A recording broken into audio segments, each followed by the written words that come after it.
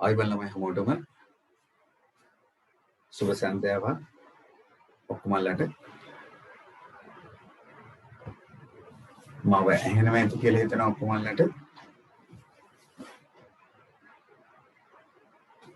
ඔන්න අපි ආරම්භ කරන්න හදන්නේ මාර්තු මාසයේ දෙවැනි සතියේ ක්ලාස් එක අපි ගිය සතියේ වැඩ නතර කරද්දී ඔයාලත් එක්ක කතා කරමින් හිටියේ අපේ සංඛ්‍යා රේඛාව අවසන් කරලා ගිය සතිය තුළ අපේ අලුත් කොටස ආරම්භ කරා මොකක් සම්බන්ධයෙන්ද නිමානය සහ වැටීම සම්බන්ධයෙන්. ඒක තමයි අපේ ගිය සතියේ පාඩම උනේ. අද දවස තුල අපි පාඩම පටන් ගන්න හදන්නේ ඉස්සෙල්ලාම ගිය සතියේ අපි කරන්න දුන්න වැඩ ටික අවසන් කරලා හෝම්වර්ක් ටික බලමු. මම හිතනවා අපේ ළමයි ටික ඔක්කොම හෝම්වර්ක් කරලා ඇති කියලා. එච්චර අමාරු කොටසක් නෙවෙයි ඔන්න ගිය සතියේ අපිට කතා කරේ නිමානය පිළිබඳවත් වැටීම පිළිබඳව. එතනින් පස්සේ අද දවස තුල බලාපොරොත්තු වෙනවා ඔයාලත් එක්ක කතා කරන්න කෝණ පාඩම අපේ අලුත් පාඩම. ඒක තමයි අද දවසේ ඔයගොල්ලන්ගේ පාඩම වෙන්නේ. හොඳයි අපි ඉස්සෙල්ලාම එහෙනම් පටන් ගමු. ගිය සතියේ හෝම්වර්ක් ටික බලන්න නිමානය ඒත් එක්කම වැටීම සම්බන්ධයෙන්. මම නැවතත් අද දවසේ ගිය සතියේ බැරි වෙච්ච කවුරු හරි ඉන්නවා නම් අද දවසේ අලුතෙන් සම්බන්ධ වෙච්ච කවුරු හරි ඉන්නවා නම් මම හිතන්නේ කවුරුත් නැහැ. එන්න බැරි කෙනෙක් එන්න බැරි වෙච්ච කෙනෙක් හිටියා නම් මම එයාලට අවශ්‍ය රෙකෝඩින් එක දාලා ඉවරයි. මම හිතන්නේ පන්ති ඉන්න බැරි වුණා නම් ඒ ටික සම්පූර්ණ කරලා බලලා අපේ වැඩ ටික සම්පූර්ණ කරලා ඇති කියලා මම හිතනවා. ඒක අනිවාර්යෙන් හිම වෙන්න ඕනෙමයි. හරි දැන් සම්බන්ධ වෙලා ඉන්න කට්ටියත් මම හිතනවා හෝම්වර්ක් සම්පූර්ණ කරලා ඉවර වෙලා තමයි ඔය ඉන්නේ කියලා. හරි එහෙනම් අපි බලමුද වැඩේ ආරම්භ කරමුද මම හිතන්නේ අද එන කට්ටිය ඔක්කොම වගේ ඇවිල්ලා දැන් ඉවරයි වගේ. හොඳයි. අපි එහෙනම් යමු නිමානය සහ වැටීම චුට්ටක් මතක් කරොත් නිමානය කිව්වේ මොකක්ද වැටීම කිව්වේ මොකක්ද කියලා. නිමානය කියලා කිව්වේ යම් කිසි ද්‍රව්‍ය ගොඩක තියෙන යම් කිසි ද්‍රව්‍ය ප්‍රමාණයක් එකින් එක ගණන් කරන්නේ නැතිව සුදුසු ක්‍රමයක් භාවිතා කරලා ආසන්න වශයෙන් අපිට කියන්න පුළුවන් කමක් තියෙනවා නම් අන්න ඒකට අපි කියනවා කිව්වා නිමානය කිරීමක් කියලා. නිමානයක් කියලා කිව්වේ යම්කිසි ද්‍රව්‍ය ගොඩක තියෙන ද්‍රව්‍ය ප්‍රමාණයක් ගණන් කරන්නේ නැතිව වෙන සුසු ක්‍රමයක් පාවිච්චි කරලා ඒ ගොඩ ඇතුලේ තියෙන ද්‍රව්‍ය ප්‍රමාණය කොච්චරක්ද කියලා කියන්න පුළුවන් කමක් තියෙනවා නම් ආසන්න ලෙස අන්න ඒක තමයි අපි කිව්වේ නිමානය කියලා. ඒතකොට නිමානය කිරීමකදී අපි බලාපොරොත්තු වෙන්නේ නිවැරදිතම අගය. කියන්නේ සත්‍යම අගය නෙවෙයි බලාපොරොත්තු වෙන්නේ ආසන්න වශයෙන් සත්‍යයට ආසන්න වශයෙන් සමානගයක් ගැනීම විතරයි බලාපොරොත්තු වෙන්නේ. හරිද? ඒත් එක්කම අපි කතා කරා වැටීම කියලා කාරණයක්. වැටීමේදී උනේ මොකක්ද? යම්කිසි සංඛ්‍යාවක් ආසන්න ගුණාකාරයකට. ගොඩක් විට අපි 10 වසරේදී කතා කරනවා කිව්වේ 10 ගුණාකාරය ගැන විතරයි. ආසන්න 10 ගුණාකාරයට ආසන්න 10ට ප්‍රකාශ කිරීම. ආසන්නතම 10 ගොඩට ප්‍රකාශ කිරීම තමයි අපි කතා කරේ ගිය සතියේ අවසාන කොටස විදිහට. මොකක්ද? සංඛ්‍යා වැටීම සම්බන්ධ. හරි. එහෙම තමයි වැඩේ වෙලා තියෙන්නේ. ඔන්න ගිය සතිය තුල අද දවස තුල බලාපොරොත්තු වෙන මුල් කොටසේදී ওই ටික අවසන් කරගන්න හෝම්වර්ක් එක. දෙවෙනි කොටසේදී බලාපොරොත්තු වෙන ඔයාලත් එක්ක අද දවසේ අපි අලුත් කොටස වෙච්ච කෝණ පාඩම ආරම්භ කරමු. හරිද? එහෙනම් වැඩේ පටන් ගමු.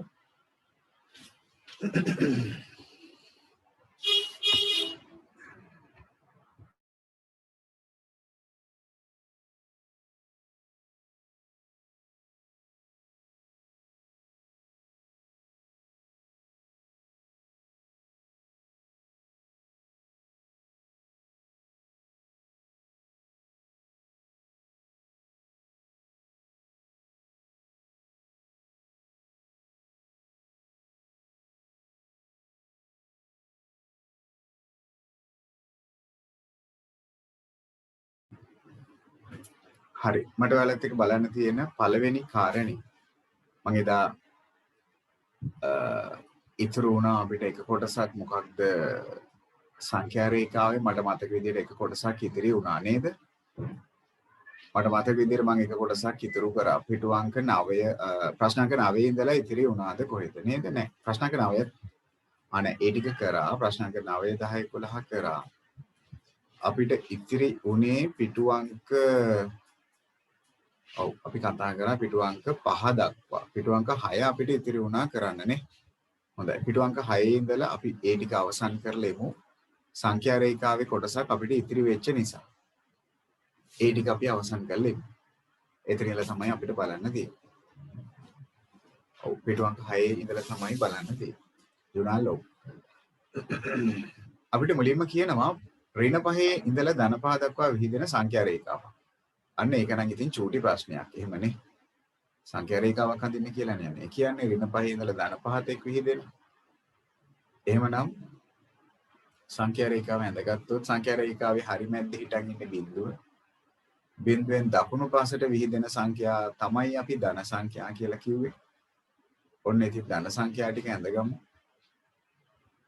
1 2 3 4 5 ඔන්න 5 දක්වා ධන පැත්තට ගියා.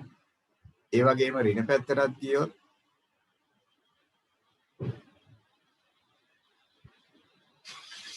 ඔන්න ඍණ පැත්තට ඍණ 1 ඍණ 2 ඍණ 3 ඍණ 4 ඒත් එක්කම ඍණ 5.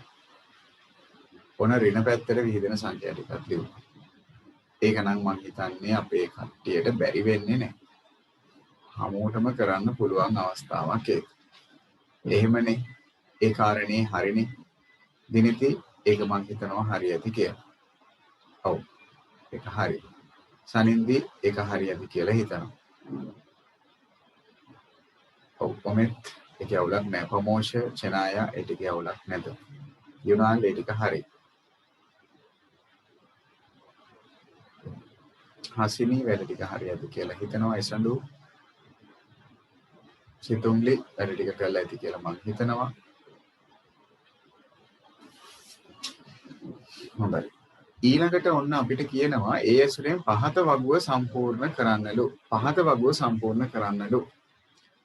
එම නිකිල අතර ඇති සියලු සංඛ්‍යා. ඒ කියන්නේ ඍණ 2යි ධන 3යි.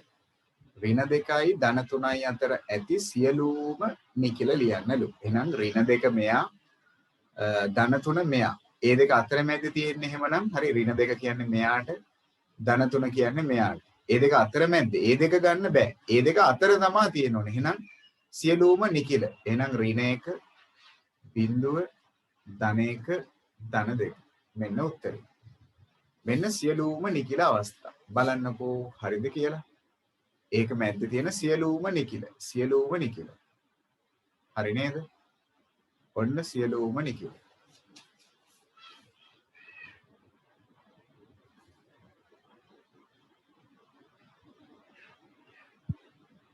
ඔව් සිතුම්ලි හෝම්වර්ක් එක තමයි බලමින් ඉන්නේ.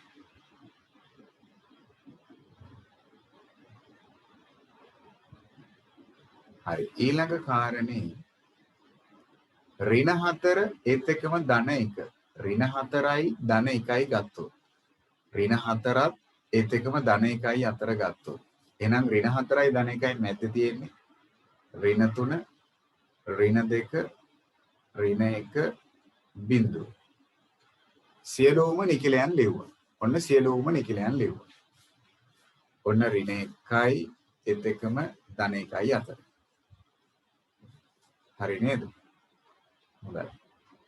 ඊළඟට ඍණ 5යි ධන 2යි අතර. එහෙනම් මේ දෙක මැද්ද තියෙන්නේ ඍණ 4 ඍණ 3 ඍණ 2 ඍණ 1 බිඳුව 1. ඔන්න සියලුම නිකිල ටික. ඔන්න සියලුම නිකිල ටික. මේ දෙක මැද්ද තියෙන සියලුම නිකිල ටික. හරි නේද?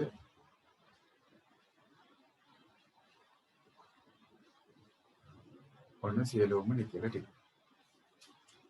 ඊළඟට ඍණ 3යි ධන 3යි අතර තියෙන සියලුම නිකිල.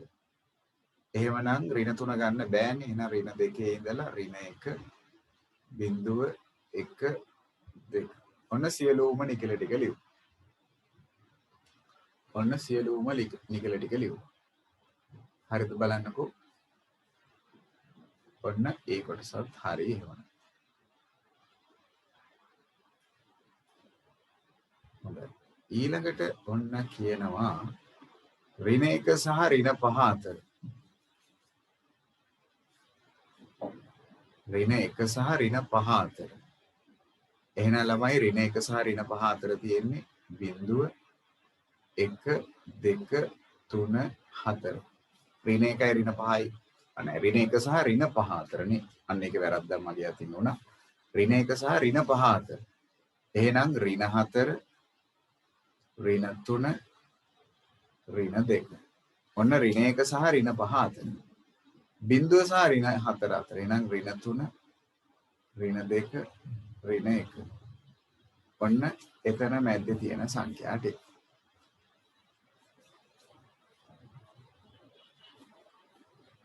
බලන්න මොකක්ද අපි කියලා. ප්‍රොමෝෂන් හොඳයි. very good.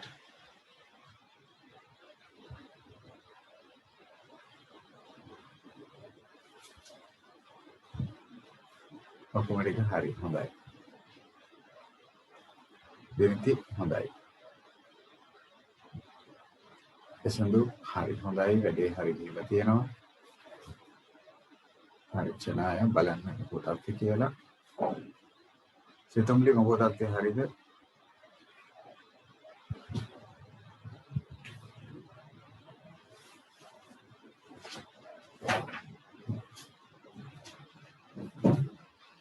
හොඳයි ප්‍රශ්න අංක 13 එතනින් පස්සේ එහෙමනම් ඉදිරියට ප්‍රශ්න අංක 13 අපිට කියනවලු ධන 3 සහ ධන 9 අතර පවතින නිකිල සියල්ල කලින් වගේම තමයි. කලින් ප්‍රශ්නේ වගේම තමයි.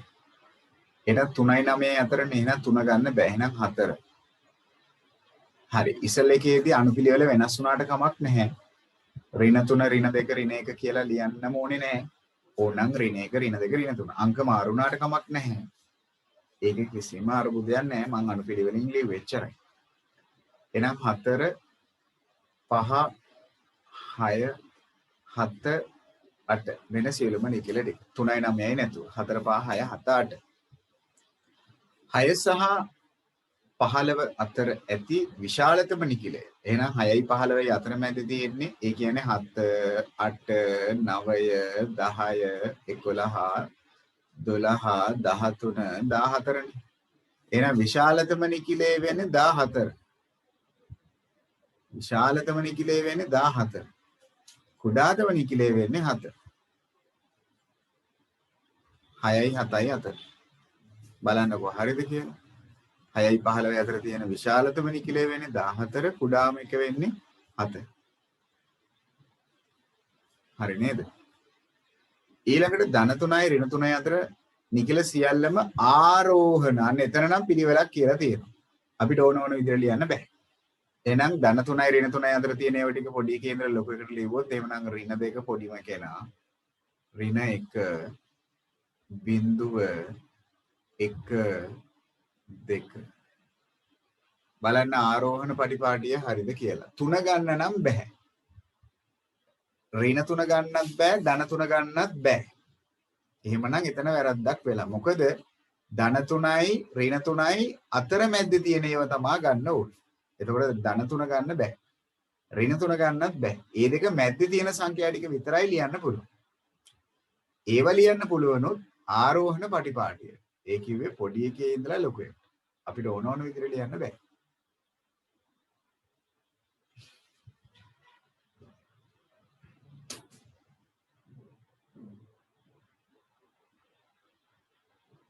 හොඳයි. ඔක්කොම ටික හරි. හොඳයි. very good. සමහර කට්ටිය ඔක්කොම හරි කියලා තියෙනවා. හොඳයි. එතනින් එහාට යමු බලන්න. එතනින් එහාට තමයි අපේ අලුත් පාඩමේ කොටස පටන් ගත්තේ නිමානය සහ වැටීම පිළිබඳව. එක්තරා ගොඩනැගිල්ලක් ආසයන්නේ ඔන්න තියෙනවලු ගසක්. පිහිට ඇති ආකාරය ඔන්න දැන් පෙන්눔 කරලා තියෙනවලු. ගසේ උස ඇවිල්ලා. ඒ කියන්නේ මේ ගහේ සම්පූර්ණ උස ඇවිල්ලා මීටර 5යිලු. එහෙමනම් අපෙන් අහනවා ගොඩනැගිල්ලේ උස. ඕගොල්ලන්ගේ අදහස මොකක්ද එහෙමනම්? සනදි කියනවා හොඳයි. දැන් ඉතින් ළමයි කල්පනා කරන්න ඕනේ ගහේ උස මෙන් කී ගුණයක් වගේ වෙනවද ගොඩනැගිල්ලේ උස. පොඩි උදව්වකුත් මෙතන කරලා තියෙනවා. අර වගේ කී ගුණයක්ද? 5 වගේ 3 ගුණයක්. ඒ කියන්නේ පහේ ගොඩවල් 3ක්. එහෙනම් ගොඩනැගිල්ලේ උස අපේ ළමයි කොච්චරක් වෙන්න ඕනේද? මීටර 15. හොඳයි ගොඩක් කට්ටිය ඒ උත්තරේ දාලා තියෙනවා. දෙව්මි හොඳයි ඔමෙත් හොඳයි. ඔන්න ගොඩනැගිල්ලේ උස. ඔන්න ගොඩනැගිල්ලේ උස. සතුටුදායකයි වැඩේ හරි ගිහිල්ලා තියෙනවා.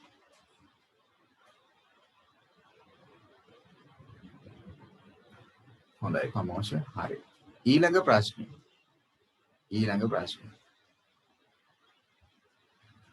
හරි. ඊළඟ ප්‍රශ්නේ ගත්තොත්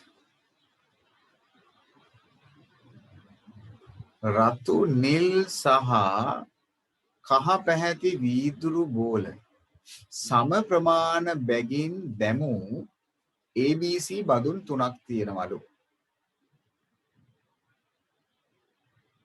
A B ඒත් එකම C කියලා බඳුන් 3ක් තියෙනවලු. ඔය කියන බඳුන් තුනේ දාලා තියෙන රතු පාට ඒවා තියෙනවා නිල් පාට සහ කහ පැහැති බෝල සම ප්‍රමාණ බැගින් දැන් මේකේ තියෙනවා රතු මේකේ තියෙනවා නිල් මේකේ තියෙනවා කහ මේකෙත් ඒ ටිකම තියෙනවා මේකෙත් ඒ ටිකම තියෙනවා හරි එක් බඳුනක අඩංගු රතු බෝල ගානයි නිල් බෝල ගානයි කහ බෝල ගානයි මේ ඔක්කොම එකිනෙකට සමානයි මේ ඔක්කොම බෝල එකිනෙකට සමානයි ඒත් එකම භාජන තුනේ තියෙන ප්‍රමාණයත් සමානයි A බඳුනේ ඇති බෝල ගණන සමානයි B බඳුනේ ඇති බෝල ගණන සමානයි C බඳුනේ ඇති බෝල ගණන වේ. එක් බඳුනක අඩංගු රතු පාට බෝල දෙකයි. එහෙනම් එක බඳුනක රතු පාට බෝල දෙකක් තියෙනවා නම් එක බඳුනක එහෙනම් මේකේ තියෙන A වාජනයේදී එක් බඳුනක ඇති මුළු බෝල ගණන කියන්නේ දෙකේ ගානේ ගොඩවල් 3ක්. ඇයි ඉතින් වර්ණ 3ක් තියෙනවනේ. එහෙනම් 6යි. පළවෙනි එක රෝමාංක 1ට අදාළ උත්තරේ 6යි. ඇයි වර්ණ 3ක් තියෙනවනේ. එක වර්ණකින් දෙක ගානේ එක වර්ණකින් දෙක ගානේ වර්ණ 3ක් තියෙනවා. එතකොට දෙකේ කොටවල් 3ක්. රෝමංක 2 බඳුන් 3හිම අඩංගු. ඉතින් අපි දන්නවා ළමයි එක භාජනයක තියෙන බෝල 6යිනේ. එහෙනම් භාජන 3ේම තියෙන බෝල ප්‍රමාණය කියන්නේ 6ේ කොටවල් 3ක්. එහෙනම් 18යි. එහෙමනම් 18යි. මොකෝ බලන්න පුතාත්වේ සාර්ථකද? එහෙමනම් දුල්වාන් මොකෝ තත්වේ හරි ඇති කියලා මම හිතනවා. ඔමෙත් වැඩේ විනාශ කරගෙන වගේ මට පේන විදියට හරි නෑ හරි කියලා තියෙනවා. ප්‍රමෝෂ හරි. දෙව්මි ඒක වැරද්දක් නැතුව ඇති කියලා මම හිතනවා.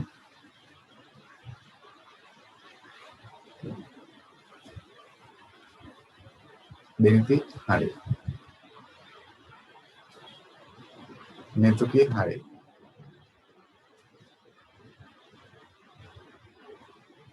ඊළඟ කාරණේ සනින්දි හරි සුතුක තිසරණි මොකද හරි ඇති කියලා හිතනවා හිමන්සි අවුලක් නැතුව ඇති හරි චනාය අවුලක් නැත හොඳයි මෙතුෂි හොඳයි පළවෙනි එකට උත්තරේ 6 දෙවෙනි එකට උත්තරේ 18 ඔන්න කාරණේ හොඳයි එතනින් පස්සේ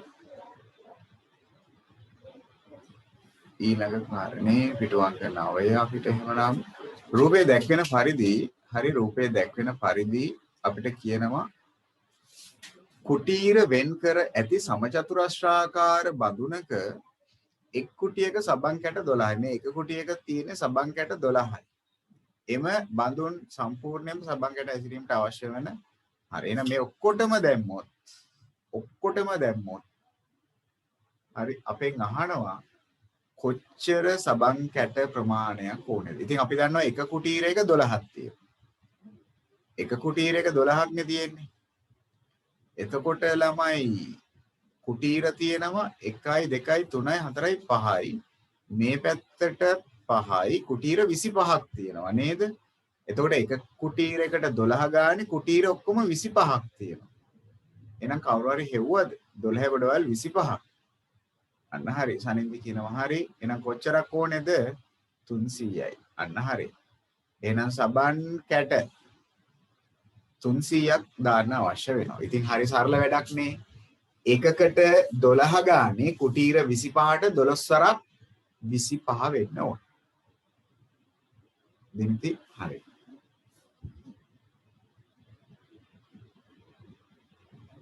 අංක 3 එහෙමනම් ඔන්න හරි. ප්‍රමෝෂ හරිනේ වැඩි. හොඳයි.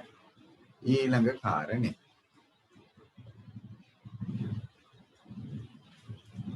ඊට පස්සේ ඔන්න ආසන්න 10 ගුණාකාරයට වටේන කොටස. ඉතින් මේක නම් හරිම සරල වැඩක්. හරි. දෙව්මි අපිට කියාවි එහෙමනම් රෝමාංක 1 පිළිතුර එහෙමනම් බලන්න. මොකද හිතන්න? රෝමාංක 1ට අදාළ පිළිතුර මොකක් වෙනවද? මීටර 12 ආසන්න 10 ගුණාකාරයට අන්න හරි. එහෙනම් මීටර 12 ආසන්න 10 ගුණාකාරයට ගත්තොත් හොඳයි. දෙව්මි කියනවා 10යි කියලා. එහෙමනම් මීටර ඒකකයක් තියෙන හින්දා ඒකක දාමු. හරි. නැති වුණාට කමක් නැහැ. ඒකකේ දාමු. දාලා නැත්තම් ඒකක තියෙනවා නම් ඒකක දාන පුරුදු වෙන්න. ඊළඟ කාරණේ මීටර 28 එහෙමනම් අපිට උමෙත් කියාවි බලන්න. මීටර 28 එහෙමනම් මොකද කියන්නේ? මීටර 28යි කියන්නේ. ඔව් 30ක් වෙන්න ඕන. අන්න හරි. මීටර 30ක් වෙන්න ඕන. මීටර 86 එහෙමනම් ප්‍රමෝෂ කීයක් වෙන්න ඕනේද? හොඳයි. හසිනි කියනවා අදහසක්. හොඳයි. 90යි කියලා කියනවා කට්ටිය. මීටර 90යි. ඊළඟට ඔන්න අමාරු ප්‍රශ්නයක් එවි. එහෙමනම් 55 කියන්නේ කොච්චරක් වෙන්න ඕනේද? 60ක් වෙන්න ඕන. අන්න හරි. මොකද 55 කියන්නේ 50යි 60යි හරි මැද තියෙන්නේ. ඒ වගේ වෙලාවට මම ඔයාලට කිව්වේ කොහොමද වට යන්නේ කියලා හරි මැද්ද හිටියොත් ඉහළ 10 ගුණාකාරයට වට යන්න කිව්වා. ඉහළ 10 ගුණාකාරය. එතකොට 55යි ඉහළ 10 ගුණාකාරය වෙන්නේ 60. සනදි හරි. 194යි මීටර. ඔන්න අංක 3ක් තියෙනවා. දැන් අපේ කට්ටියට පොඩ්ඩක් විතර අමාරු වෙලා ඇති. ඔව් මොකද හිතන්නේ? මීටර 194. කලබල වෙන්න එපා. අග ඉලක්කම් දෙක විතරක් අරන් ඕගොල්ලෝ තීරණය කරන්න. අන්තිම ඉලක්කම් දෙක දිහා විතරක් බලලා තීරණය කරන්න. 94නේ අනේ තියෙන්නේ. ඉතින් ඕක ආසන්න 10ට ගත්තොත් 90නේ. ඒ කියන්නේ ඉතින් 190 තමයි. එහෙනම් ඔයාලගේ උත්තරේ හරි. ඔක්කොම අල්ලා කියන උත්තරේ මීටර 190. අංක 3ක් ආවත් 4ක් ආවත් කලබල වෙන්න එපා. අන්තිම ඉලක්කම් දෙක බලලා ඔයගොල්ලෝ තීරණයකට එන්න. මොකක්ද මම ගත යුතු සුදුසුම දේ කියලා. ගන්න ඕන සුදුසුම දේ කියලා. දිනති හරි. චනාය හොඳයි. හරි කොමෙන්ට් හොඳයි. දුල්වාන් මොකදත් හරි නේද? හරි හොඳයි. ඊළඟට අපි යමුකෝ බලන්න. එහෙමනම් පස්වෙනි කතාවට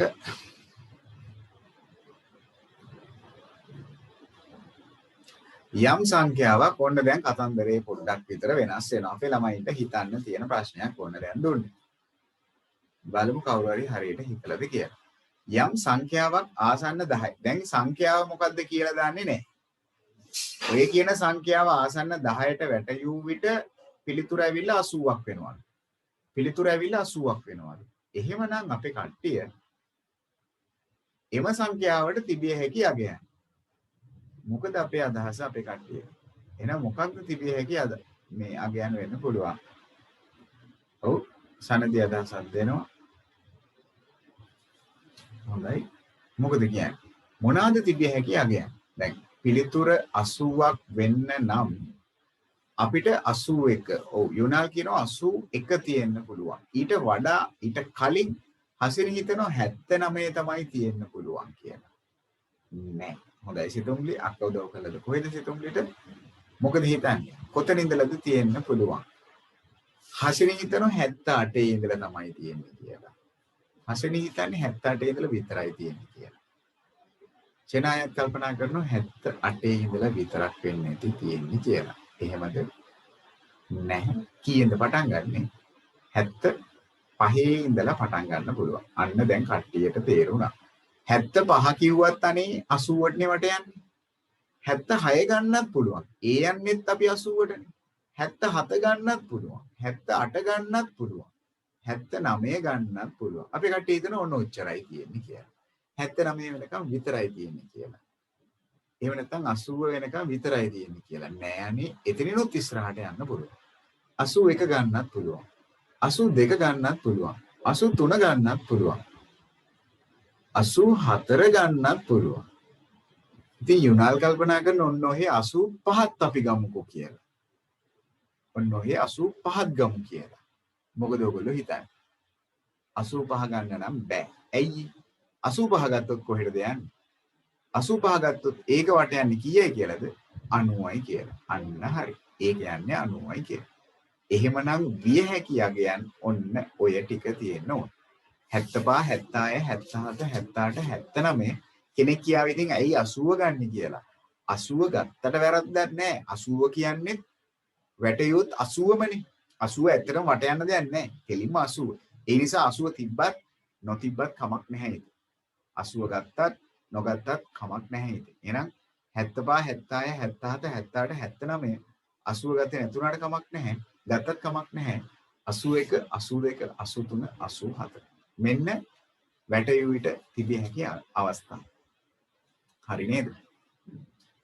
ඔන්න වැදගත් අවස්ථාවක් ඔළුව කල්පනා කරලා කරන්න ඕන. යුනාල්ට දැන් මම හිතන්නේ පැහැදිලි වෙන්නේ නැති.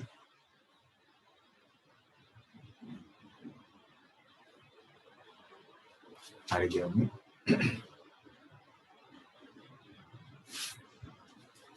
හොඳයි. අපි යමුකෝ බලන්න අපේ ප්‍රශ්න 6 ඊට පස්සේ.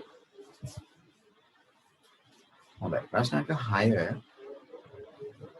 මල්ලක ඇති වීදුරු බෝල ගණන ආසන්න 10 ගුණාකාරයට වැටයුවොත් උත්තරේ 50ක් වෙලා. දන්නේ නැහැ කොච්චරද තිබ්බේ කියලා. හැබැයි ඒක වැටයුවට පස්සේ උත්තරේ 50ක් වෙලා. එහෙනම් මල්ලේ තිබෙ හැකි වැඩිම සහ අඩු ගන්න හරි. එහෙනම් විය හැකි දේවල් ටික අපි ලියමු බලන්න. උත්තරේ 50ක් වෙන්න නම් වෙන්න පුළුවන් දේවල් මොනවාද? 45 46 47 48 49 ඕනම් 50 51 52 53 54 ඕවනේ වෙන්න පුළුවන්. ඉතින් ඕකේ වැඩිම වීදුරු බෝල. ඒ කියන්නේ වැඩිම අගය මොකක්ද? 57. බලන්න කවුරු හරි ගියාද කියලා. ඔන්න වැඩිම බෝල ගන්න. ප්‍රමෝෂ හරි නේද? වැඩිම බෝල ගන්න ඇවිල්ලා 54. අඩුම බෝල ගන්න ඇවිල්ලා එහෙමනම් ළමයි 45. හසිනි දාලා ඇති සමහරක් විට නැහැ. 44 කියලා දාලා දන්නේ නැහැ. 49 කියලා දාලාද දන්නේ නැහැ. ඔන්න වැඩිම වීදුරු බෝල ගණනයි අඩුම වීදුරු බෝල ගණනයි හොයන විදිය. වැඩිම වීදුරු බෝල ගණනත් අඩුම වීදුරු බෝල ගණනත්. හොඳයි දෙව්නේ. හරි. ඔන්න ප්‍රශ්න අංක 6. දිනාල් හරි නේද වැඩේ? ඔව්. ඔන්න ප්‍රශ්න අංක 6.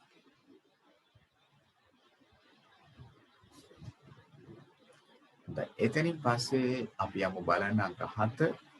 සමන් සතුව තිබූ මුදල ආසන්න 10 ගුණාකාරයට වැටයූ විට ආසන්න 10 ගුණාකාරයට වැටයූ විට ඒ කියන්නේ එක්තරා සංඛ්‍යාවක් තිබිලා තියෙනවා. ඒක ආසන්න 10 ගුණාකාරයට වැටයුවොත් පිළිතුර 90ක් වෙලා තියෙනවා.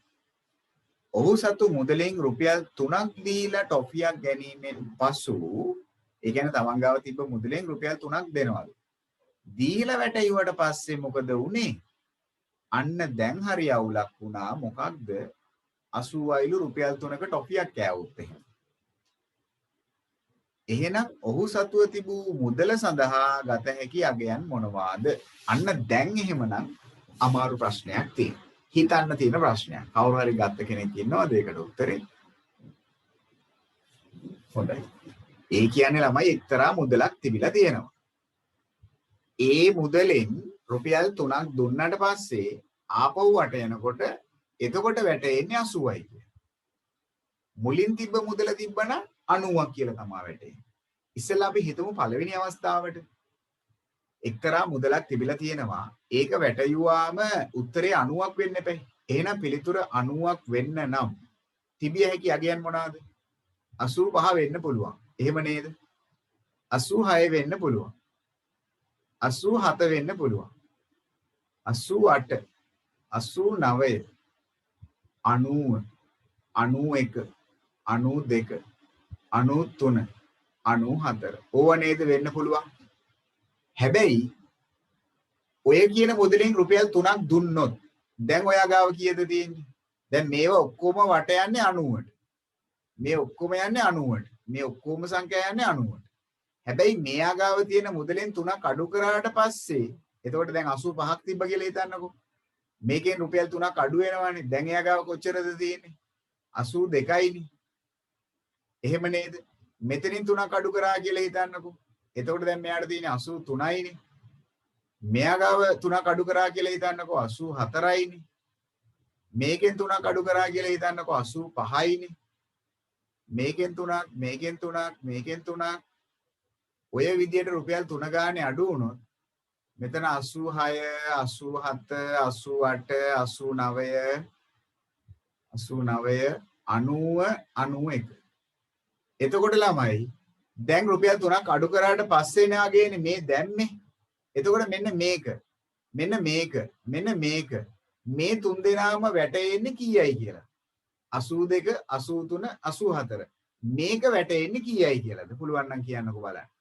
මේක වැටෙන්නේ කීයයි කියලාද 82 83 84 ඒක වට යන්නේ අන්න හරි.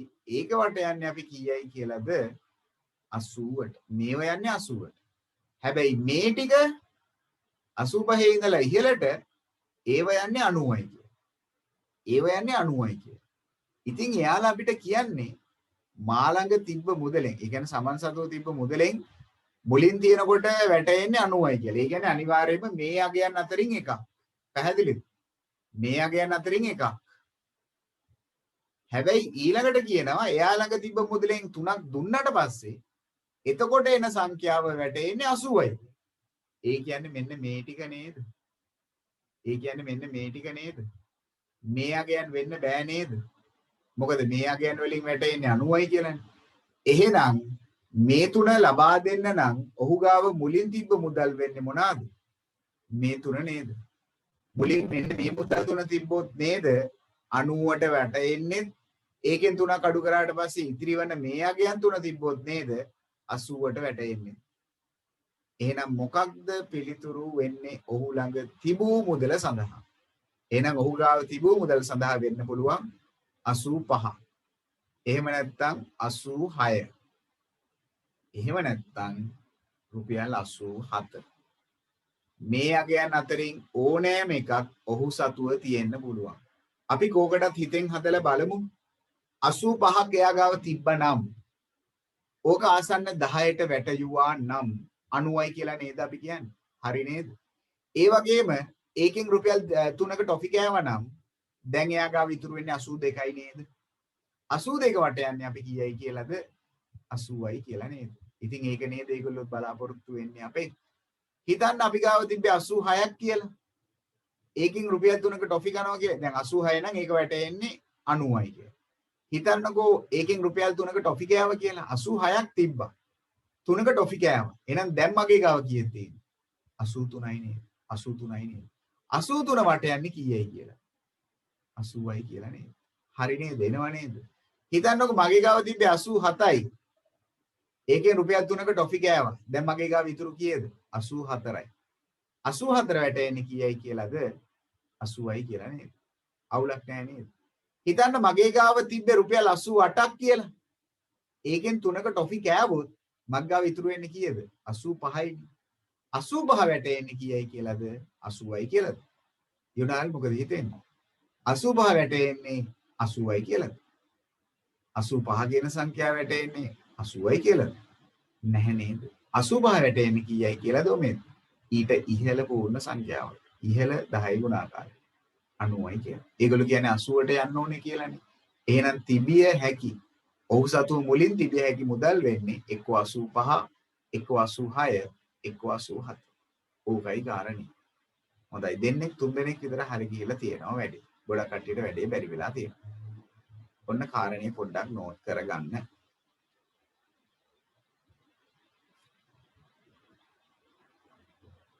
හොඳයි හසිනි වැඩේ හරි ගිහිල්ලා තියෙනවා යුනායි වැඩේ හරි ගිහිල්ලා තියෙනවා වගේ. අඩුපාඩු තියෙනවා නම් ඒක පොඩ්ඩක් හරි ගස්ස ගමු. හිතොම්ලි වැඩේ කළා නෑ වගේ.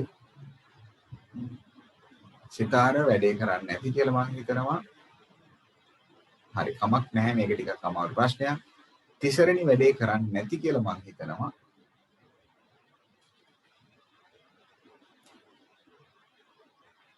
හරි.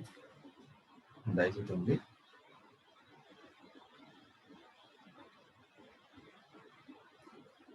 ඔන්න නිමානය සහ වැටීම පිළිබඳව. නිමානය සහ වැටීම පිළිබඳව. හොඳයි. නිමානය සහ වැටීම පිළිබඳව. දැන් අපි එතනින් එහාට කතා කරන්න හදන්නේ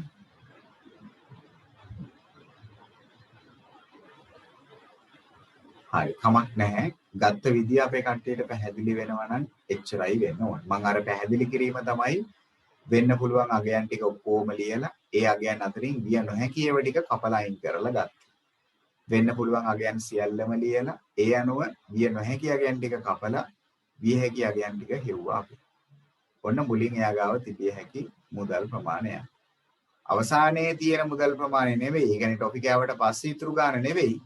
ඔහු සතුව මුලින් තිබිය හැකි මුදල් ප්‍රමාණයක් තමයි ඒගොල්ලෝ අහලා තියෙන්නේ. මුලින් තිබිය හැකි. තිබූ මුදල්.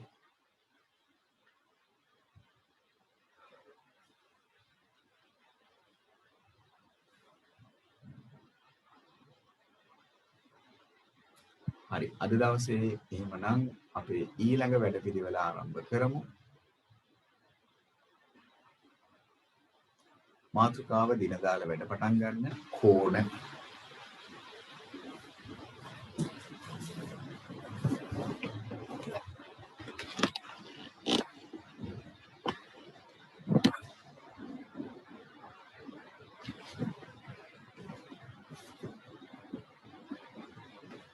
හරි අපි අද දවසේ අලුත් කොටස මාතෘකාව කෝණ. මාතෘකාව ඇවිල්ලා කෝණ.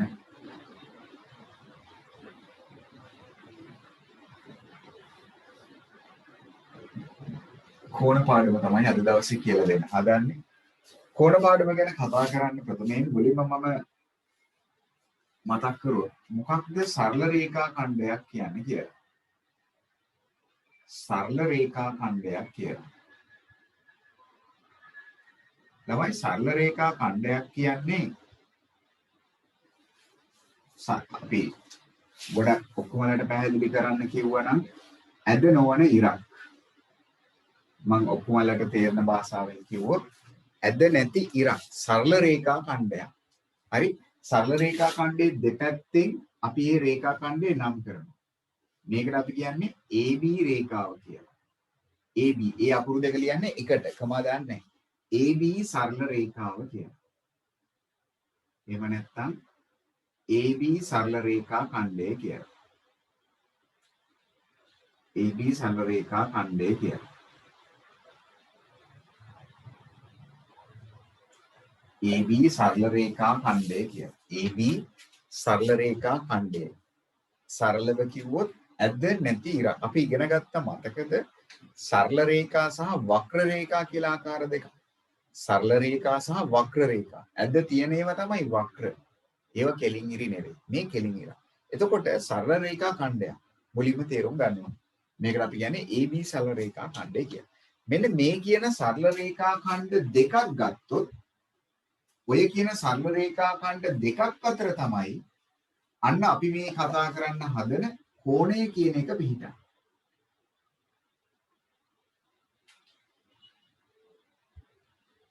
හරි කෝණයක් ගොඩනැගීම.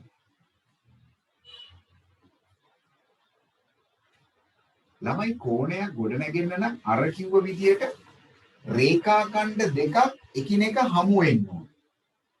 සරල රේඛා ඛණ්ඩ දෙකක් එකිනෙක හමු වෙන්න ඕන. දැන් මම හිතුවොත් මේක AB රේඛාව කියලා. මේ රේඛාව ගත්තොත් BC කියලා. හරි. මේකේ සරල රේඛා ඛණ්ඩ දෙකක් තියෙනවා. ඔයගොල්ලෝ පේනවද බලන්න? එක සරල රේඛා ඛණ්ඩයක් AB, අනිත් සරල රේඛා ඛණ්ඩය BC. එතකොට මෙන්න මේ කියන සරල රේඛා ඛණ්ඩ දෙකක් අතර තියෙන මෙන්න මේ කියන ગેප් එක හිඩැස මම මෙන්න මෙහිම වක්‍රකින් නිරූපණය කරොත් මෙන්න මේ ગેප් එකට තමයි අපි කියන්නේ මොකක් කියලාද ළමයි කෝණය කියලා. මෙන්න මේ ગેප් එක රේඛා ඛණ්ඩ දෙකක් අතර තියෙන මේ හිඩැසට අපි කියනවා මොකක් කියලාද කෝණයක් කියලා. එතකොට මෙන්න මේ කියන රේඛා ඛණ්ඩ වලට අපි තවත් නමක් කියනවා බාහු. එහෙම නැත්නම් පාද කියලා කියනවා. මේකට අපි කියනවා බාහුව. මෙන්න තවත් බාහුවක්. මේ සරල රේඛා ඛණ්ඩ වලට කියන නම. මෙන්න අදාළ කෝණය. ඒත් එක්කම මේ කියන රේඛා දෙක එකිනෙක හමු වෙන තැන තියෙන්නේ. මේ මුල්ල තියෙන්නේ. මේ හොට තියෙන්නේ. එතනට අපි කියනවා ළමයි මොකක් කියලාද? ශීර්ෂය කියලා. මුල්ල. ඒකට අපි කියනවා මොකක් කියලාද? මුල්ල. ඒ කියන්නේ ශීර්ෂය කියලා. එතකොට සරල රේඛා ඛණ්ඩ දෙකක් අතර තියෙන මෙන්න මේ ગેප් එක හිඩැස අපි කියන්නේ මොකක් කියලාද? කෝණයක් කියලා. එතකොට අපේ ප්‍රමෝෂ කල්පනා කරනවා මෙන්න මෙහෙම. දැන් එතකොට මෙන්න මෙයා මේ කියන කෝණයක් හැදෙන්නේ මෙන්න මේ කියන කෝණය හැදෙන්නේ මෙන්න මේ AB කියන බාහුවයි BC කියන බාහුවයි ගත්තොත් ඒ බාහු දෙක අතර මේ පැත්තෙන් විතරද මෙන්න මේ පැත්තෙන් විතරද කියලා එයා කල්පනා කරනවා. මේ දෙක අතර විතරද ગેප් එක තියෙන්නේ කියලා ඔන්න එයා කල්පනා කරනවා. ඇයි අපිට ગેප් එක පිහිටන්න බැරිද අනිත් පැත්තට? මේ කියන රේඛාවයි අතර ગેප් එකක් නැද්ද මෙන්න මේ පැත්තේ?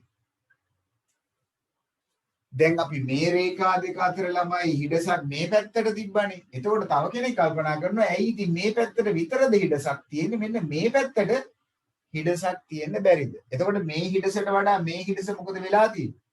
මේ හිඩසට වඩා මේ ગેප් එක මේ රේඛා දෙක අතර ગેප් එක මොකද වෙලා තියෙන්නේ? ලොකුයිනේ. එතකොට මෙතන තියෙනවා කෝණයක්. ඒකත් කෝණයක් තමයි. ඒක ඇත්ත. මේ පැත්තටත් කෝණයක් තියෙනවා. මේ පැත්තටත් කෝණයක් තියෙනවා. මේ මම මුලින් පෙන්නුවේ මේ පැත්තට තියෙන කෝණය. මේ සරල රේඛාවයි මේ රේඛාවයි අතර මේ පැත්තටත් ગેප් එකක් තියෙනවා. ඒකත් කෝණයක් තමයි. මේකත් කෝණයක්. මේ පැත්තට තියෙන එකත් කෝණයක්ම තමයි. එතකොට මේ වැවිලා බාහුව.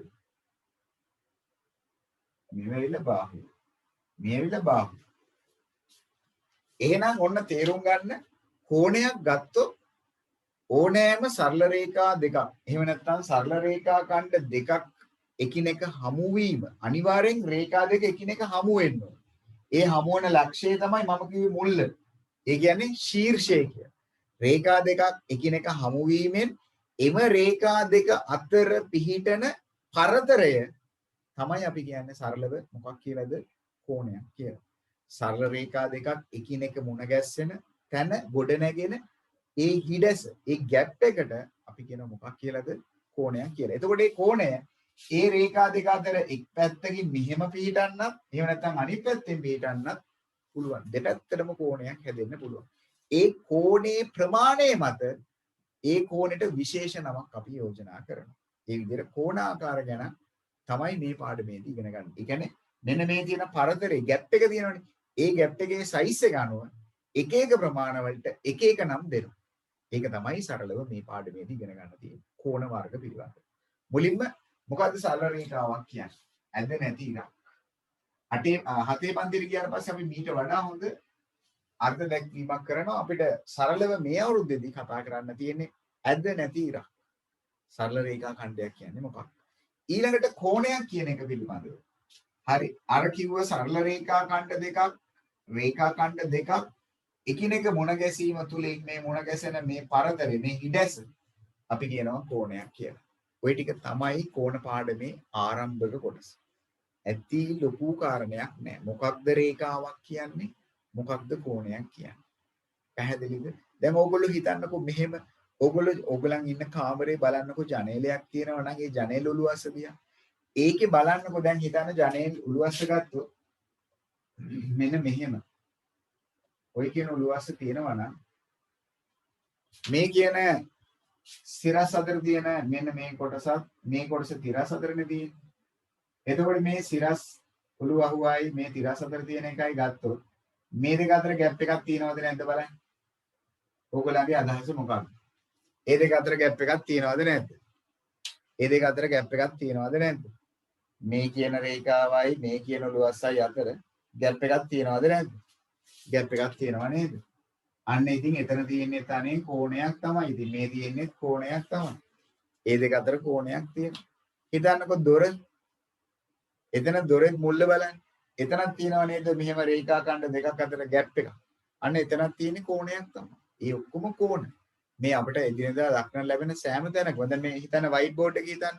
මේ වයිට් බෝඩ් එකේ තියෙනවා එක මුල්ලක් ගත්තොත් කෝණයක් පිටනවා. වයිට් බෝඩ් එකේ ඒක කෝණක මුල්ලක කෝණයක් තියෙනවා. ඒ කියන්නේ රේඛා දෙකක් එකිනෙක මුණ ගැසෙන සෑම තැනකම කෝණයක් හට ගන්නවා. හැබැයි මේ කෝණය එක්ක මේ පැත්තෙන් අපිට මාක් කරන්න පුළුවන්. එක්ක අනිත් පැත්තෙන් මාක් කරන්න පුළුවන්. එතකොට අපි මාක් කරන පැත්ත මත කෝණයේ සයිස් එක ලොකුද පොඩිද කියන එක තීරණය වෙනවා. ලොකුද පොඩිද කියන එක තීරණය වෙනවා. ඔව් දෙවමි කියන එක හරි. ඔන්න එහෙමනම් කෝණයක් පිළිබඳව පැහැදිලි කිරීම මුලින්ම කරේ. මොකක්ද රේඛාවක් කියන්නේ? මොකක්ද කෝණයක් කියන්නේ කියන එක. මෙන්න මේ සටහන් පොඩ්ඩක් දාගන්න. කෝණ ගොඩනැගීම දෙවෙනියට මුලින්ම සරල රේඛා ඛණ්ඩය කියලා අඩුවල තියලා අඳින්න. නිකන් අඳින්න එපා, ණය වගේ අඳින්න එපා. අඩුවල තියලා අඳින්න. හරිද?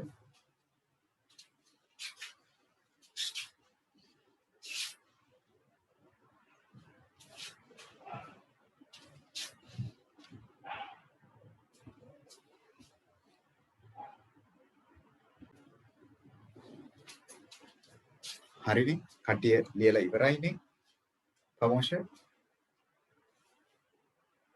හරි දැන් අපි බලමු පොඩ්ඩක් කෝණ හඳුනා ගැනීම. නෑලු තාම ඉවර.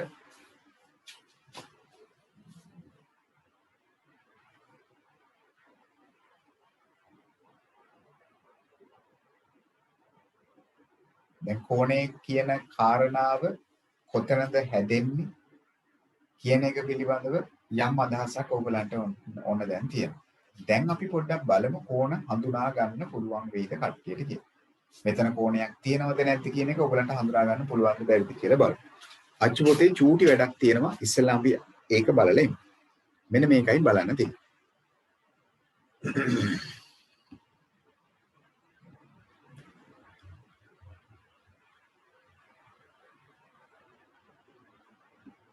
හරි අච්චු පොත ගන්නකෝ. අච්චු පොතේ වල එන්න.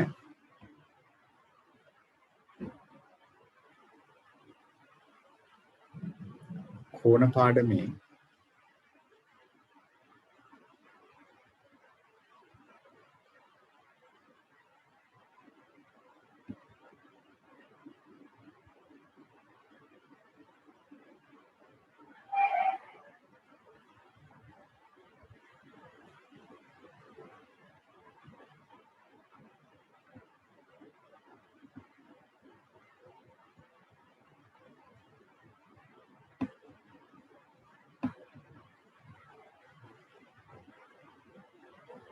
හරි එන්නකෝ බලන්න.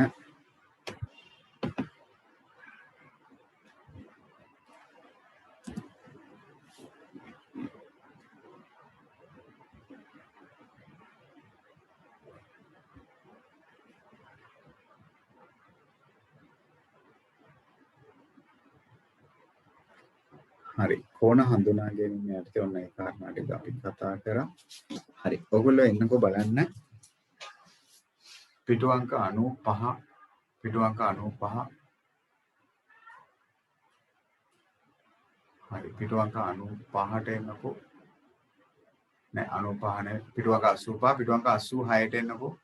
පිටු අංක 86 ඔන්න චූටි වැඩක් තියෙනවා ඔයගලන්ට කතා කරන්න. පිටු අංක 86 පහත රූප අතරින් කෝණ දැක්වෙන රූප. අන්න ඒ 7.1 පළවෙනි ගැටලු දෙක පටන් ගන්නකෝ. ඔයගලන්ට අඳින්න කියලා නෑ ප්‍රශ්නේ හොඳට කියවන්න අභ්‍යාස අංකේ දාන්න. කෝණ හඳුනා ගන්න තියෙනවා. රූප අතරින් කෝණයක් දැක්වෙන රූප තෝරා එම රූපවල අක්ෂරය ලියන්න කියලා විතරයි කියන්නේ. ඉතින් හොඳේ. වෙන මොකුත් කියන්නේ නෑ. පහත රූප අතරින් කෝණ දැක්වෙන රූප තෝරා එම රූපවල අක්ෂරය ලියන්න කියලා විතරයි කියන්නේ. වෙන කිසිවක් කියන්නේ නැහැ. ප්‍රශ්න අංක 1 දී කියන්නේ ඒක. දෙවෙනි එකේදී කියන්නේ කෝණ දෙකෙන් වඩා විශාල කෝණය ලියන්න කියන එක විතරයි. එච්චරයි ඔන්න මුලින්ම තියෙන්නේ. පොඩි ප්‍රශ්න දෙකක්. ලොකු කාරණයක් නෙවෙයි පොඩි කාරණා දෙකක් ඔන්න 7.1 ඔයගලගෙන් අහන්න.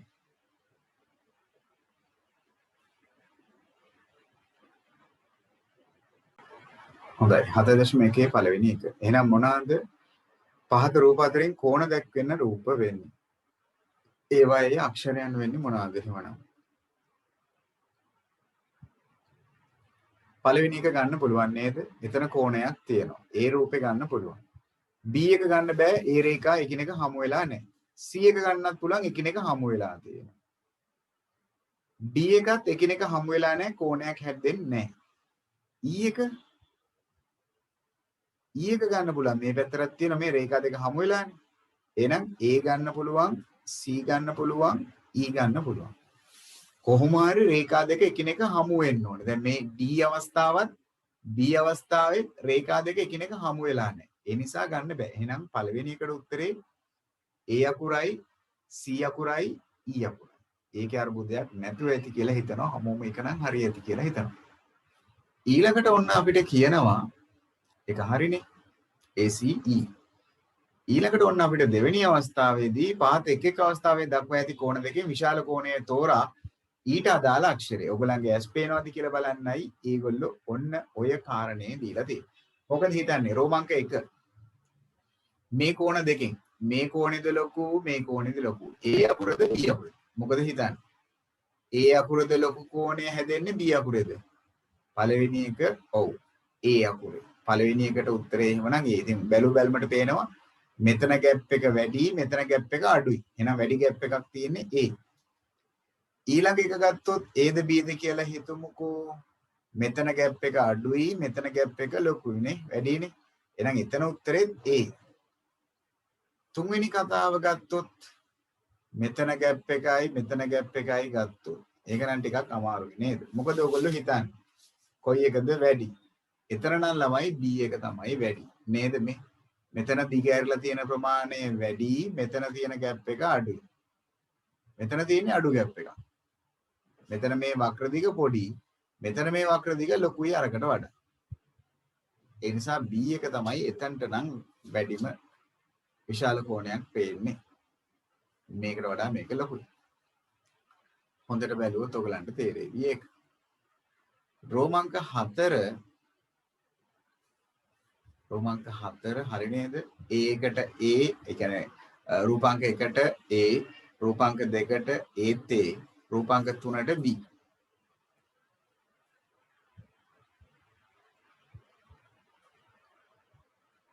ඊළඟට රූපාංක 4 මේකයි ගත්තොත් මොකද්ද ඔයගලගේ අදහස?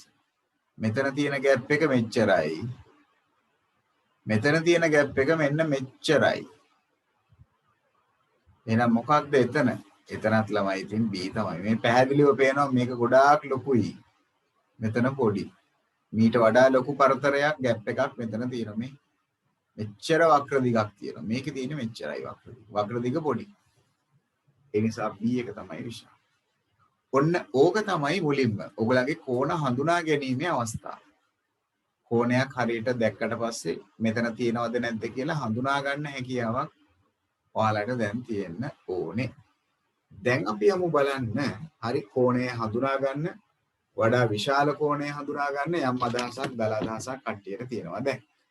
දැන් ඔන්න මම එතනින් පස්සේ කියන්න හදන්නේ ඔයගලන්ට කෝණ වර්ග පිළිබඳ. අනුමාත්‍රකාව ලියන්න. දැන් කෝණය හඳුනා ගැනීම දන්නවා ඔයගොල්ලෝ.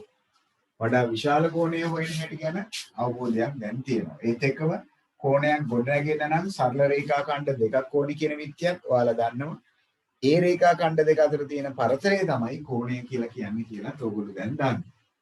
දැන් මට අවශ්‍යයි මම කියවනේ අර කෝණයේ ප්‍රමාණය එකිනෙකට වෙනස් වෙනවා කියලා. කෝණයේ ප්‍රමාණය එකිනෙකට වෙනස් වීම මත අපිට ගොඩ නැගෙනවා ළමයි කෝණ වර්ග 5.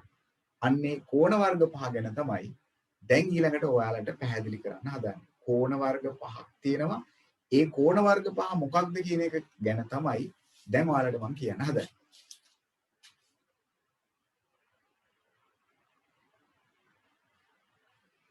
අනුමාත්‍රකාව කෝණ වර්ග. එයාටද මම පළවෙනි කෝණ වර්ගයේ විදියට දක්වන්නම් ඍජු කෝණ. මේක සයන්න නෙවෙයි ඍජු කෝණ.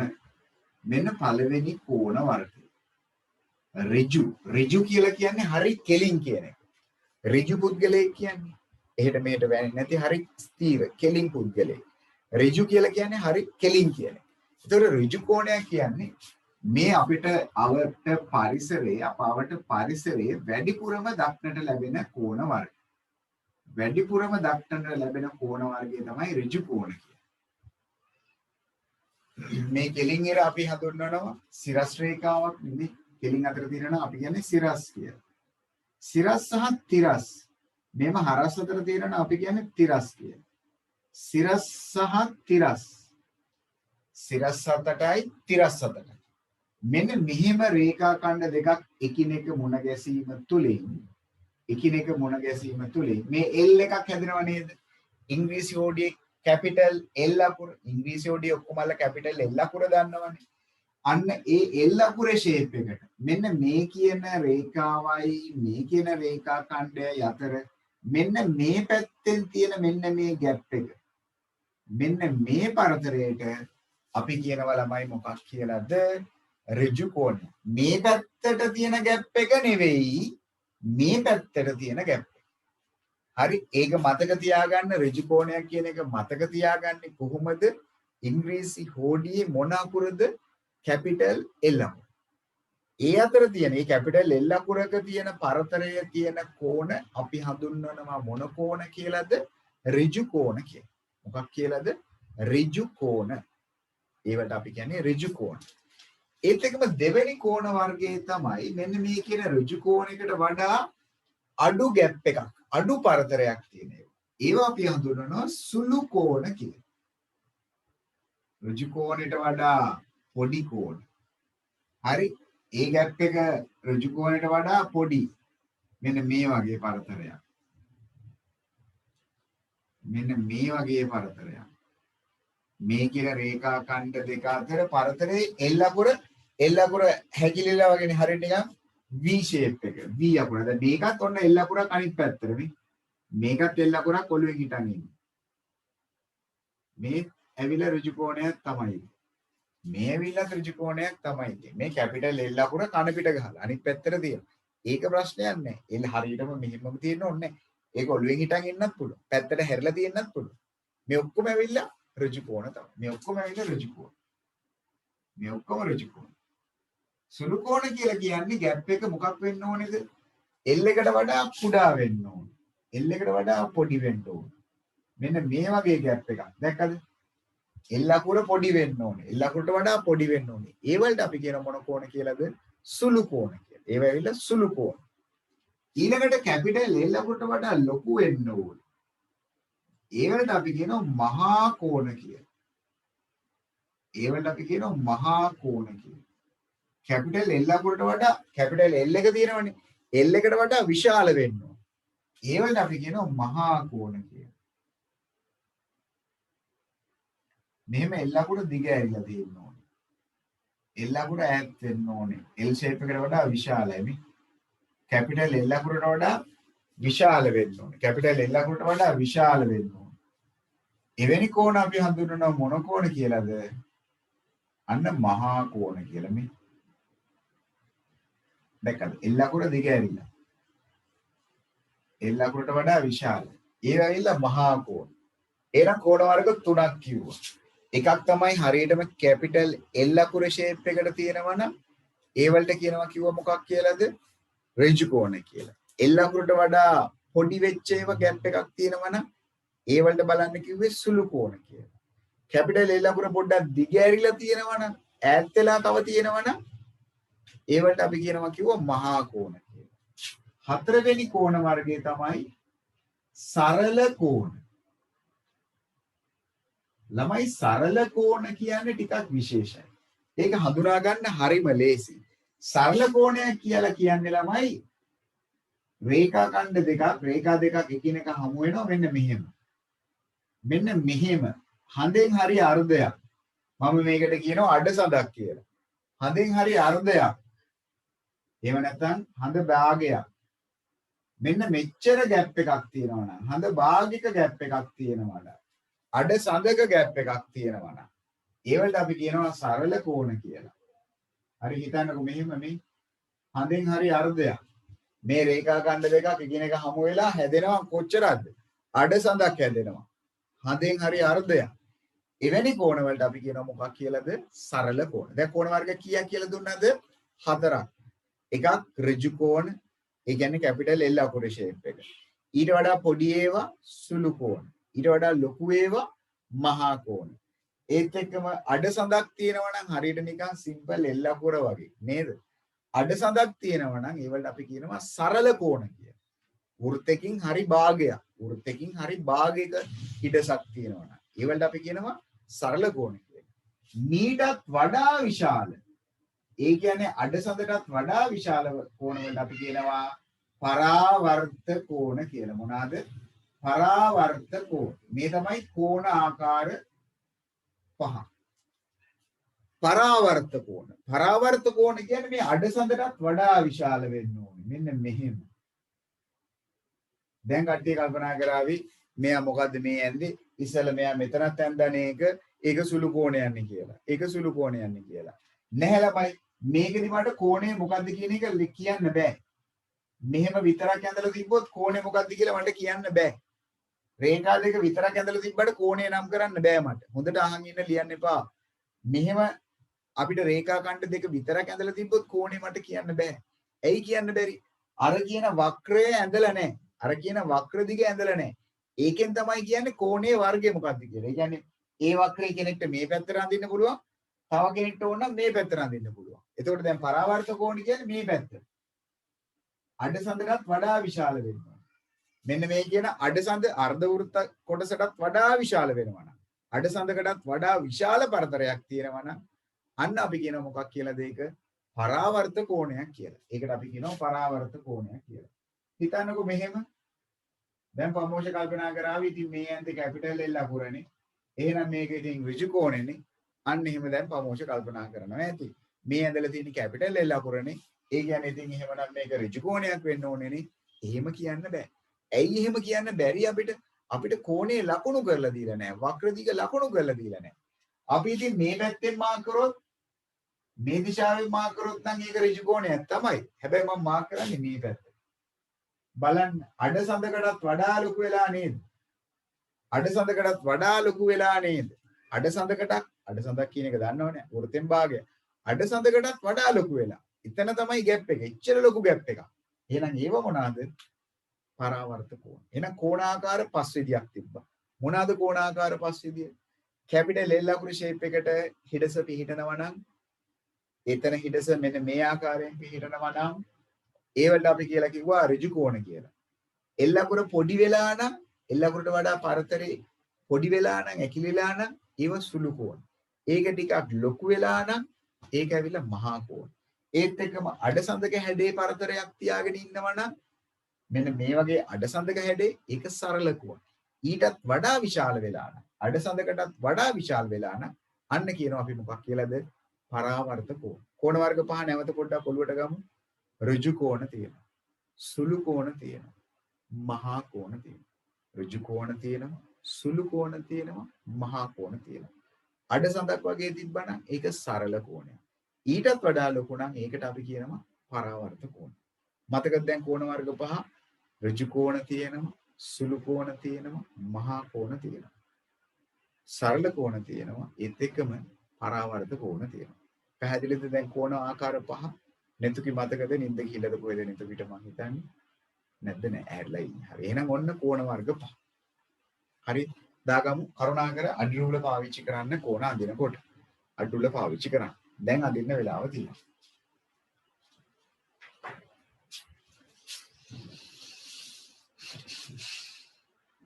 කෝණේ ලකුණු කිරීම හරියට කරන්න. හරි. මම කෝණ වර්ග ටිකක් දෙනවා. ඔයාලා හඳුනා ගන්න ඕනේ බලන්න. හරිද? චූටි ප්‍රශ්නයක්. මම කෝණ වර්ග ටිකක් අඳිනවා. ඔයාලා ඒක හරියටම නම් කරන්න ඕනේ. මොකක්ද කෝණ වර්ගය කියලා කියන්නේ? සුළු කෝණයක්ද? ඍජු කෝණයක්ද? මහා කෝණයක්ද? හරි. ඔයාලට තියෙන්නේ හඳුනා ගන්න.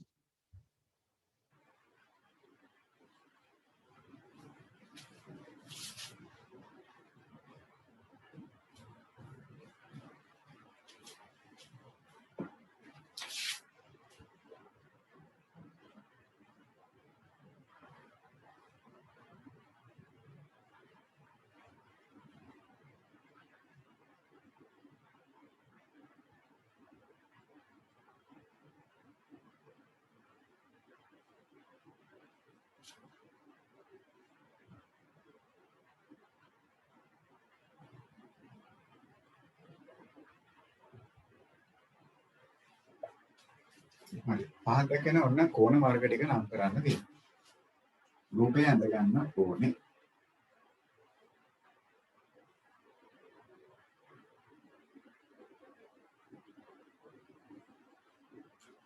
හොඳට කෝණේ තියෙන පැත්ත බලන්න, ලකුණු කරලා තියෙන පැත්ත බලලා පහලින් පිළිතුර ලියන්න.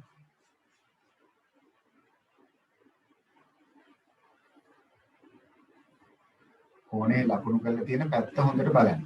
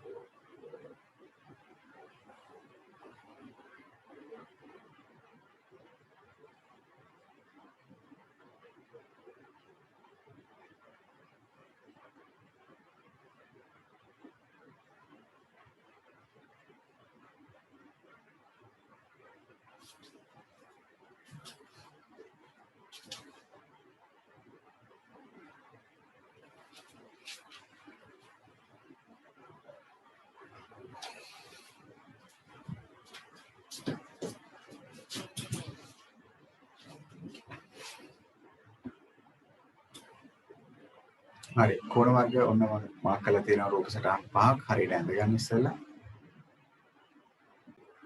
හරි. එහෙමනම් බලමුද? පළවෙනි එක. ගොඩක් කට්ටිය ඉවර වෙලා තියෙනවා. පළවෙනි එක අපිට දෙන්න පුළුවන් කෝණේ නම මොකද්ද? අපි කට්ටිය යුනාල් නම් කියනවා මේකට ඍජු කෝණ කියලා මං හිතන්නේ. එහෙමද? පළවෙනි කෝණයට මොකක් කියලාද අපි කියන්නේ? පළවෙනි කෝණ වර්ගය. ගොඩක් කට්ටිය කියනවා ඍජු කෝණ කියලා මට හිතෙනවා. එහෙමද? ඔව් මෙතුමි කියන එක නෙවෙයිලු. මොකක්ද එහෙමනම්? ඔව් යුනාල් නම් දාලා ඇති ඍජු කෝණ කියලා. එහෙම නේද? පළවෙනි එක. ඒක ඍජු කෝණයක් නෙවෙයි ළමයි. මේක මාක් කරලා තියෙන්නේ මෙන්න මේ පැත්තට. ඍජු කෝණයක් නම් මේ පැත්තේ මේ පොඩි හිඩසක්නේ. මේක අඩසඳකටත් වඩා ලොකු එකක්. අඩසඳකටත් වඩා ලොකු හැරවීමක් තමයි මේ. අඩසඳකටත් වඩා ලොකුයි. එහෙනම් ඒක මොකක්ද?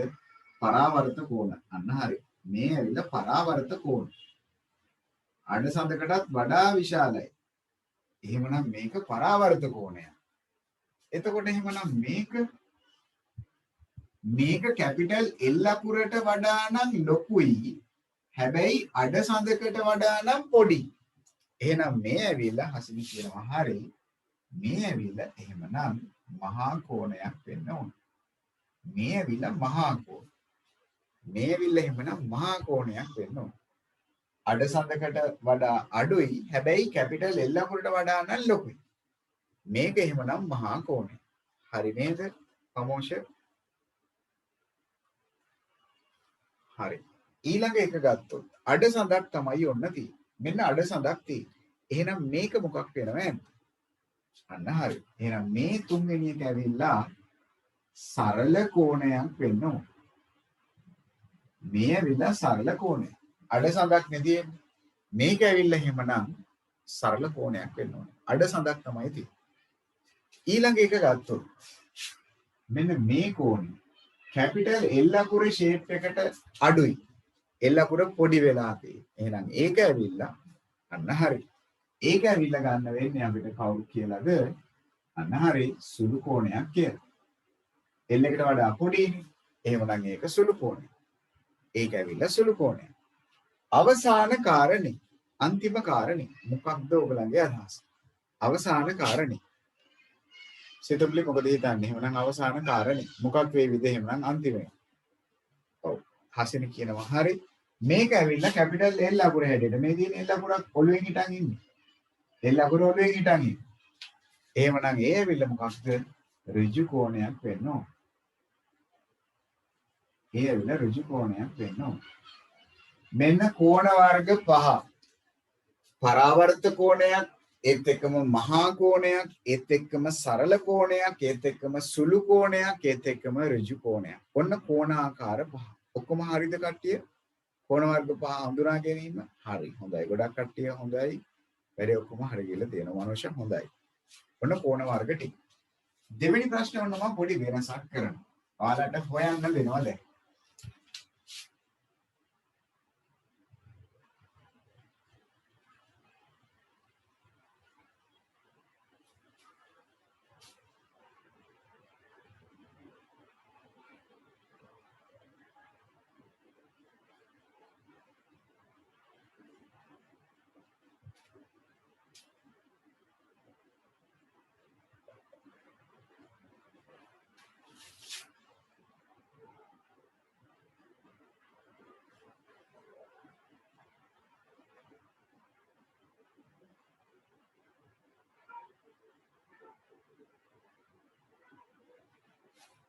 හරි. මම දැන් රූපයක් දෙනවා. ඒ රූපයේ දැක්වෙන අංකවල මම අංක වලින් දක්වනවා රූපය ඇතුලේ.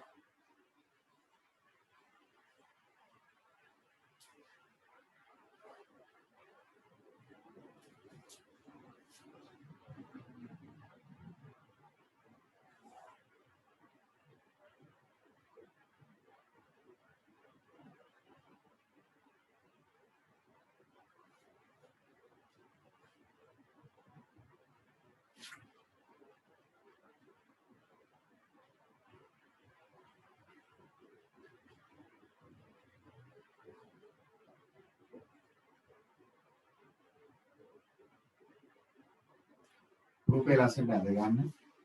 ඔන්න මම ලකුණු කරා 1 2 3 4 කියලා ස්ථාන 4ක්. ඒ ස්ථාන 4ෙදි තියෙනවා කෝණ 4ක්. ඒ කෝණ 4 ඔයගොල්ලෝ නම් කරන්න තමයි ඕනේ. එකෙන් කියන්නේ කවුද? දෙකෙන් කියන්නේ කවුද? අන්නේ වගේ.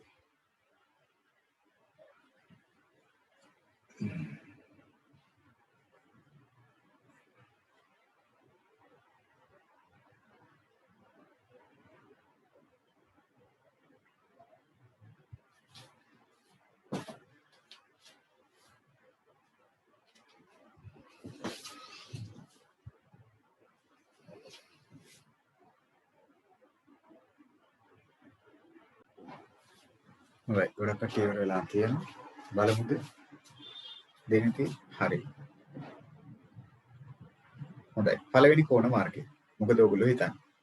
පළවෙනි කෝණ මාර්ගය. ප්‍රමෝෂ මොකද හිතන්නේ? පළවෙනි කෝණ මාර්ගය. මෙතන. මෙතන තියෙනවා කැපිටල් L එකක් ඔළුවේ හිටන් ඉන්නේ. දැකද කැපිටල් L එක ඔළුවේ හිටන් ඉන්නේ. අන්න හරි. එහෙනම් ඒක ඇවිල්ලා ඍජු කෝණයක් වෙන්න ඕන. ඒක ඇවිල්ලා ඍජු කෝණය. ඒ ඇවිල්ලා ඍජු කෝණ. ඒක හරි. ඒක ඇවිල්ලා ඍජු කෝණ. දෙවෙනි එක ගත්තොත් මෙන්න මෙතන මේ තියෙනවා හඳ බෑයකටත් වඩා ලොකු හැරවීමක්. හඳ බෑයකටත් වඩා ලොකු හැරවීමක් තියෙනවා. ඒක එහෙමනම් මොකක්ද ඔයගොල්ලෝ හිතන විදිය? හඳ බෑයකටත් වඩා ලොකු එකක්. ඒක තමයි පරාවර්ත කෝණය. ඔව්. ඒක ඇවිල්ලා පරාවර්ත කෝණය. මේ ඇවිල්ලා පරාවර්ත කෝණය. හරි. හඳ බෑයකටත් වඩා විශාලයි ඒක. අංක 3 ගත්තොත් කැපිටල් L අකුරට වඩා නම් ලොකු වෙලා නේ මේ. කැපිටල් L අකුරට වඩා ලොකුයි මේක. හැබැයි හඳ බෑයකට වඩා අඩුයි. හඳ බෑයක් නම් නෙවෙයි. L අකුරට වඩා ලොකුයි. හැබැයි හඳ බෑයට වඩා අඩුයි. අන්න හරි. එහෙමනම් ඒක මොකක් වෙන්න ඕනේද? මහා කෝණයක් වෙන්න ඕන. ඒක එහෙමනම් මහා කෝණයක් වෙන්න ඕන. ඒ ඇවිල්ලා මහා කෝණයක්. හරි නේද? ඒ ඇවිල්ලා මහා කෝණයක් වෙන්න ඕන. ඊළඟ කාරණේ ගත්තොත් කැපිටල් L අකුරට වඩා පොඩි කෙනෙක්. මේක පොඩි කෝණයක්. එහෙනම් ඒ ඇවිල්ලා මොකක් වෙන්න ඕනේද? කැපිටල් L අකුරට වඩා පොඩි වෙලා මේ සරල කෝණයක් නෙවෙයි. මේක මොකක්ද? කැපිටල් L අකුරට වඩා පොඩි හසිනි. කැපිටල් L shape එකට වඩා පොඩි. එහෙනම් යුනාල් මොකද හිතන්නේ යුනාල්? L අකුරට වඩා පොඩි එක. කැපිටල් L shape එකට වඩා පොඩි කෝණයක්. එහෙමනම් ඒක ඇවිල්ලා අන්න හරි. ඒක ඇවිල්ලා එහෙමනම් මොන කෝණයක්ද? සුළු කෝණයක් වෙන්න ඕන. ඒක ඇවිල්ලා සුළු කෝණයක්. එහෙනම් පළවෙනි අවස්ථාව ඍජු කෝණයක්, දෙවෙනි එක හඳ බෑයට වඩා ලොකු හින්දා පරාවර්ත කෝණයක්, තුන්වෙනි එක කැපිටල් L අකුරට ලොකුයි හැබැයි හඳ බෑයට වඩා පොඩි. ඒක මහා කෝණයක්. අනික කැපිටල් L අකුරට වඩා පොඩි කෝණයක්. කැපිටල් L අකුරට වඩා පොඩි හිඩසක් තියෙනවා. එහෙනම් ඒක ඇවිල්ලා සුළු කෝණයක්. එහෙනම් මූලිකව කෝණාකාර පස් විදියක් තිබ්බා. ඍජු කෝණ තිබ්බා කැපිටල් L අකුර. කැපිටල් L අකුරට වඩා පොඩි ඒවා සුළු කෝණ. කැපිටල් L අකුරට වඩා ලොකු ඒවා මහා කෝණ. ඒත් එක්කම හඳෙන් හරි අර්ධයක් අපි කිව්වේ සරල කෝණ කියලා. හඳෙන් හරි අර්ධයකටත් වඩා ලොකු නම් ඒ කියන්නේ හඳ පෑයකටත් වඩා ලොකු නම් ඒවලට කිව්වා පරාවර්ත කෝණ. එහෙනම් කෝණ වර්ග පස් විදියක් තිබ්බා. ඒ පිළිබඳව අපේ කට්ටියට දැන් ඔළුවට එන්න ඕනේ. මතකෙට එන්න ඕනේ. සුළු කෝණ, ඍජු කෝණ, මහා කෝණ, පරාවර්ත කෝණ, හරි සරල කෝණ. ඔන්න කෝණාකාර පස් විදිය. ඔච්චරයි ඇත්තටම මේ පාඩමේදී ඔයගලන්ට විශේෂයෙන් ඔළුවේ තියාගන්න ඉන්න තියෙන්නේ. හරි. මෙන්න මේ වැඩ ටික කරලා තියන්න අපේ ඊළඟට ටියුට් එකේ පිටු අංක අපි දැන් අද කතා කරේ 10 දක්වා පිටු අංක 11 12 13 ටියුට් එකේ පිටු අංක 11 12 13 කෝණ පාඩම යටතේ ඔන්න ඔය පිටු තුන ලකුණු කරගන්න. ඒත් එක්කම මම ඔයාලට මේ මාසේ ඔයගලන් ගත්ත අපේ අලුත් ටියුට් එකේ මේ අලුත් ටියුට් එකේ පළවෙනි ඇගයීම අලුත් ටියුට් එකේ මේ මාසේ දුන්න අලුත් ටියුට් එකේ පළවෙනි ඇගයීම ඒ කියන්නේ පිටු අංක 2 සහ පිටු අංක 3 පළවෙනි ඇගයීම කරන්න ඔන්න ඔයගලන්ගේ පළවෙනි ටෙස්ට් එක අපි ලබන සතියේ සාකච්ඡා කරද්දී කරන්න. පිටු අංක 1 සහ පිටු අංක 2. අලුත් ටියුට් එකේ පිටු අංක 1යි 2යි පිටු 2 ඇති ඔයගලන්ගේ පළවෙනි වාර විභාගයට සෝදානම් කරවීමේ පළවෙනි ඇගයීම. අන්න ඒකත් කරන්න ඕනේ අලුත් ටියුට් එකේ පරණ ගිය මාසේ ටියුට් එකේ පිටු අංක 11 12 13 කෝණ පාඩම යටතේ ඒක තියෙන්නේ. අලුත් ටියුට් එකේ ඔයගලන්ට තියෙන්නේ කතා කරන්න අපේ පළවෙනි ඇගයීම. බලමු අපේ කට්ටිය කොච්චර අද්දුවට හැබැයි නැවතත් ඒක කරද්දී අම්මලා තාත්තලා අක්කලා අයියලා හරි ආච්චිලා සීයලා ඒගොල්ලන්ව ලං කරගන්නේ නැතුව තනි තනිව කරන්න ඕනේ. වැඩක් නැහැ. හරි අනුන්ගේ ලකුණු වැඩක් නැහැ. අපි පොඩි කාලේ ඉඳලා පුරුදු වෙන්න ඕනේ වැරදුනා හෝ හරි ගියා හෝ තමා කරන දේ තමා තනිව කරන්න. හරිද? දැන් මෙතන ඉන්න බහුතරයකට අක්කලා ඉන්නවා අයියලා ඉන්නවා. ඒගොල්ලන්ගෙන් අහන්නේ නැතුව තමන්ගේ පාඩුවේ වැරදුනාට කමක් නැහැ. ඔගේ පොඩි දෙයක් තියෙන්නේ. පළවෙනි පාඩම, දෙවෙනි පාඩම, තුන්වෙනි පාඩම.